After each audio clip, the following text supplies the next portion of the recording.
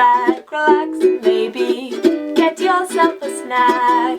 Me and you gonna have a little chat about books.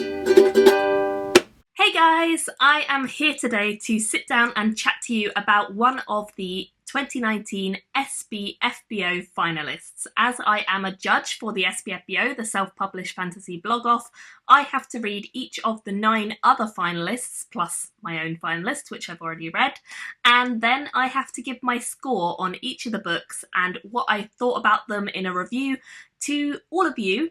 And then all of the different judges' totals get tallied up and we end up with a high score, a winner of the SPFBO. So I'm really excited to sit down and tell you about one of the books that I just finished reading this morning, and that is this one.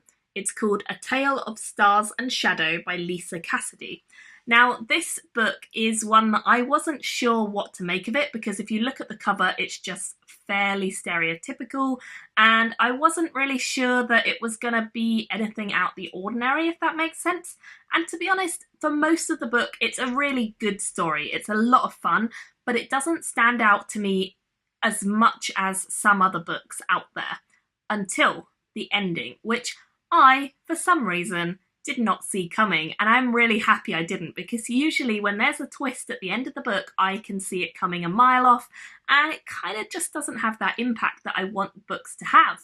Now, with this one, I did not see the twist coming, and I really enjoyed it when it got revealed, so much so that I think I'm going to have to buy the second book in the series just to find out what is going to happen after that massive thing was dropped. So, I think I might do that. I sat down and started reading this book a few days ago, and I've been quite into it for the whole way through. I would say it was very easy to sit down with for a long time and just absorb yourself in it.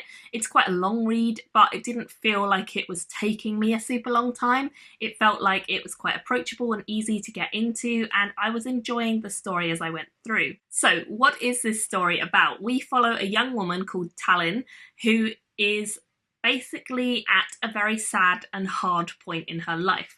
She has come to the point in her life where she has lost her partner, and her partner is kind of her everything, her world, and we see that she is almost a broken woman when we pick up the story. She doesn't quite know how to keep on going without this person in her life, and she's a incredibly well-trained warrior. She was part of the Kalanan elite forces, which is kind of the very, very top of everything, like the most qualified soldiers and forces that are in this current day world.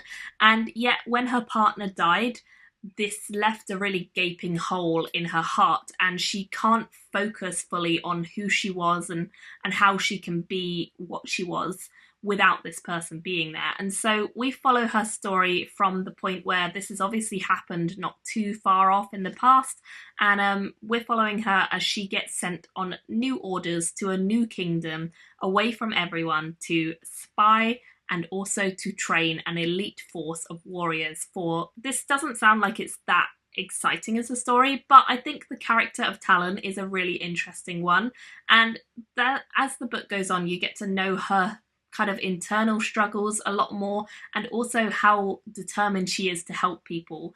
All she really wants to do is sit down and help these people that she's training and kind of just become a guiding force for them, and she feels very strongly about doing that, and that is what she's trying her best to do for the majority of the book. So I really enjoyed her progression, where she kind of gradually opens up a little bit more to each of the characters, and where she really accepts her purpose in life has not changed necessarily from when she was an elite warrior, but it has changed in direction and how it's going to play out, and I really enjoyed seeing her journey. The other character that we follow is called Shadowhawk, and this is a kind of Robin Hood-esque character.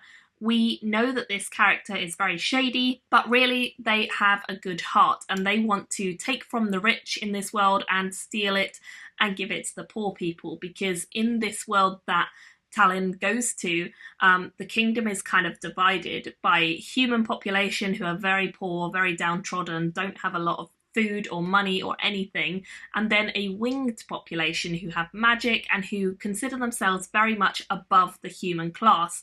They live on their own sort of territories, and they believe that they are essentially elite and above and superior to the humans. So they really don't care about what happens to the human population, and the majority of them are pretty nasty pieces of work.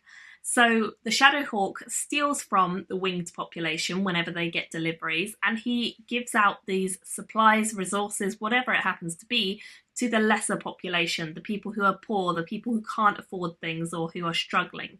And we follow his story just as much as Talon's, but we know that Talon is kind of there to spy on him, and he does not know this. So it's kind of a backwards and forwards of, will they discover one another's purposes? Will we discover who the Shadowhawk is, because he's a mysterious character? And what's really going on with this kingdom, which seems like it has a lot of internal struggles and battles between the populations, between the hierarchy of the kingdom, and all sorts is going on. So it's a really interesting, deeply political story, deeply warrior-focused story, but also a story of self-reflection and growth as the book goes on. And as I say, there is a pretty big surprise at the end, which I did not see coming and I really enjoyed. I think this story has so much potential and could definitely go on to be a really, really interesting class act of a book. This one in particular I liked a lot, and I was enjoying it throughout the whole thing, but that ending really brought it up a level for me. So I think I would have to give this one a 4.25 out of 5, which takes it up to like an 8.5 out of 10 for SPFBO.